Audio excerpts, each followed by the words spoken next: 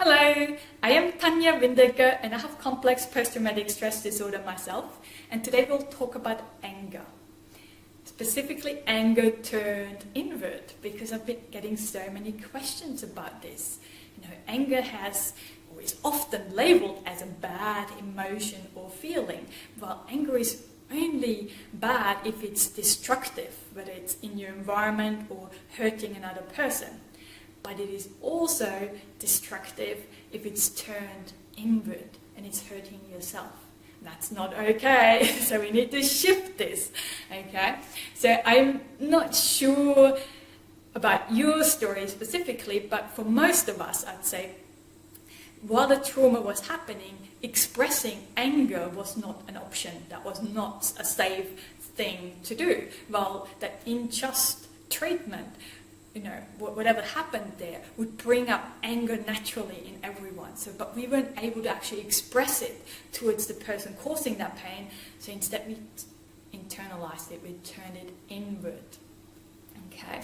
And that becomes really toxic if we're taking on all this blame. We really need to acknowledge there that, hey, I actually did nothing wrong.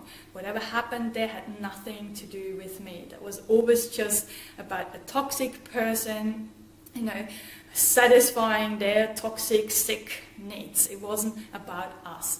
And giving ourselves permission now to actually direct the anger instead of inward towards that person or those people that actually caused us all that pain.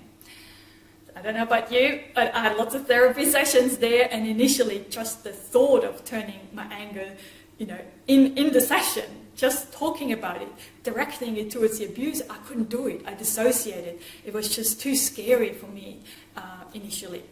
But it's so important on our healing journey that we actually allow ourselves to feel angry with the people and have that sadness and grief as well. Okay, both of them, for all that pain it caused us, or the time that we lost, the childhood we didn't have, even it changed the way our brain functions.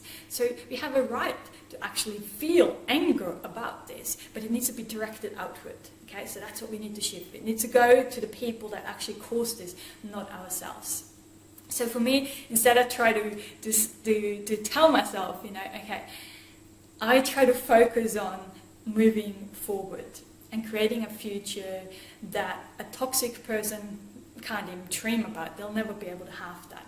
Okay, because like yes, you are a supportive, caring person. You can show compassion to another person, be empathetic, and so forth. So we actually have it within us to create friendships and relationships at a level much deeper and closer than a toxic person would ever be able to do. So we can create a much better future for ourselves. And I try to focus on this instead of being angry with myself for things that were totally out of my control. I try to direct it to where it's meant to go and focus my energy in thinking that I'm going to create a future that these guys are going to be jealous of. Okay?